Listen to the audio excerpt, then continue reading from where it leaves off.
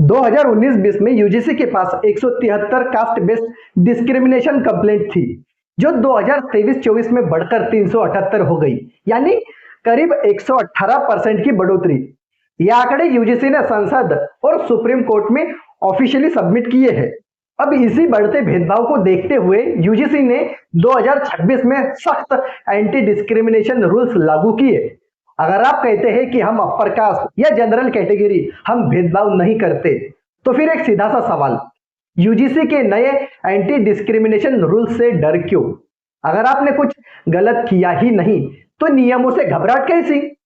देश की सच्चाई कड़वी है लेकिन सच है। एनसीआरबी और कई सोशल स्टडीज के मुताबिक भारत में हर साल 50,000 से ज्यादा कास्ट बेस्ड डिस्क्रिमिनेशन और एट्रोसिटी से जुड़े केस दर्ज होते हैं। और ध्यान दीजिए, ये सिर्फ रिपोर्टेड केसेस है, असल संख्या इससे कई ज्यादा मानी जाती है। हायर एजुकेशन की बात करें तो स्टडीज बताती है लगभग 60 या 70% दलित और आदिवासी स्टूडेंट ने कभी ना कभी कॉलेज या यूनिवर्सिटी में वर्बल इंसल्ट, सोशल एक्सक्लूजन या बायस्ड बिहेवियर झेला है। ये कोई इमेजिनेशन नहीं है, ये लाइव रियलिटी है। अब सवाल यह है, अगर डिस्क्रिमिनेशन इतना कम है तो शिकायतें इतनी ज्यादा क्यों? और अगर डिस्क्रिमिनेशन होता ही नहीं तो यूजीसी रूल्स को बनाने की जरूरत क्यों पड़ी?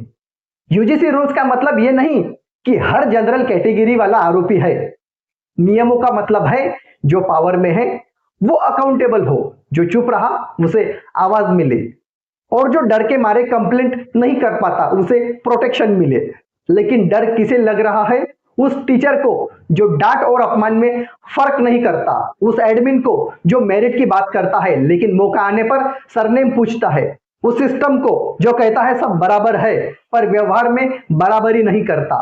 अगर आप सच में अनबायस्ड है, अगर आप सच में इक्वालिटी में भरोसा रखते हैं, तो ये रूल्स आपके खिलाफ नहीं है। ये रूल्स विक्टिम के लिए शील्ड है, बुल्लीज के लिए वार्निंग है।